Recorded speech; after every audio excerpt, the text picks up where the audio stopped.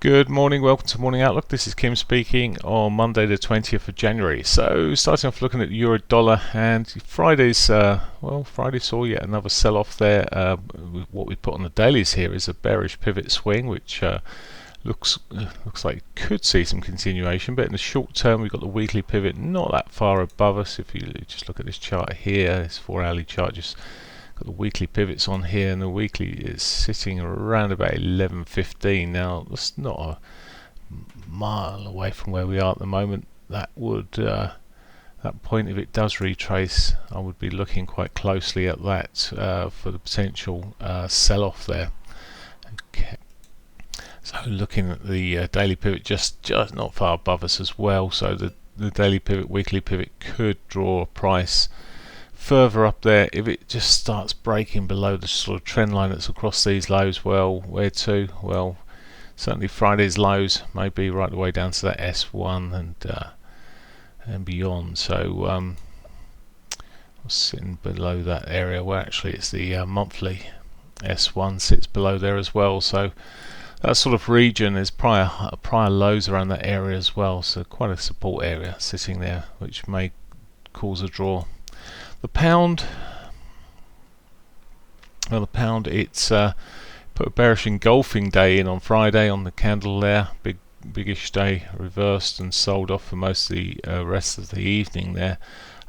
So far today, selling off. Again, the weekly pivot sits above if it was to reverse, but at the moment, well, maybe it would be a target, the weekly, the dailies, if it was to reverse. At the moment, just selling off. There's little to be done whilst it's just in this. To get into a trade in line, maybe if it was to just reverse and hang around that 30-60 minute levels. Let's have a look. 30 minute 21, 60 minutes, well, maybe 60 minute 21 if it got back that far. But at the moment it's on its own, on its way down now. As I say, maybe if it gets particularly oversold, we may be able to get a retracement move into it, but patience needed there on cable. Dollar yen still dancing around this monthly R2 sort of area. It's maybe coming down for its weekly pivot, which is just fractionally below. There's very little in the way of movement here. May give it a bounce if it does get back down to that sort of 109.989 area, 110 area. It's not very far away at all, 6 pips, 7 pips. Looking at the bigger picture here, well, it's very choppy at the moment, difficult to see where we're going there. Aussie dollar,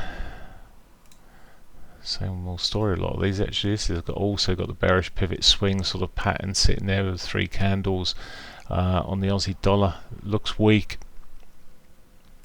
Let's have a look at the 4-hourly. Weekly pivot sits above us there.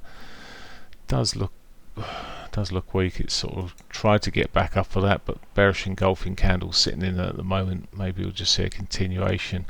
It's through its daily there. May continue down towards the daily S1. Where else? What other targets has it got below those prior lows there? Sitting around the 68.52 area, 50 area. Somewhere in that region, maybe a secondary target there.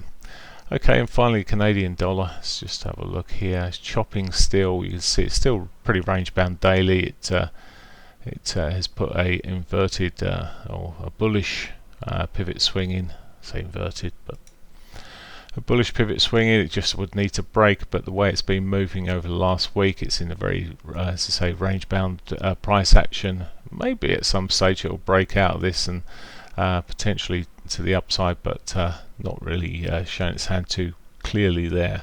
In fact, I will just look at the New Zealand dollar here. It's been chopping along here as well. It's I'm still wondering if it will come back towards these key moving averages below. All this chopping around here. I was waiting for those to be hit to get back on the long side. Got a bit of a bear flag sitting there on the 4 hourlies. R1's S1's below us at 65.94. It's not a lot of points there, but there is the potential for that to continue to roll over. Okay, news-wise today, there's not a lot out. There's a Eurogroup meetings going on during the day. We've got the German Buber monthly report out at 11 a.m. this morning, which sometimes is something that's in that sort of moves the market a little bit. But we've got a US bank holiday this afternoon, so it could be quite a quiet afternoon.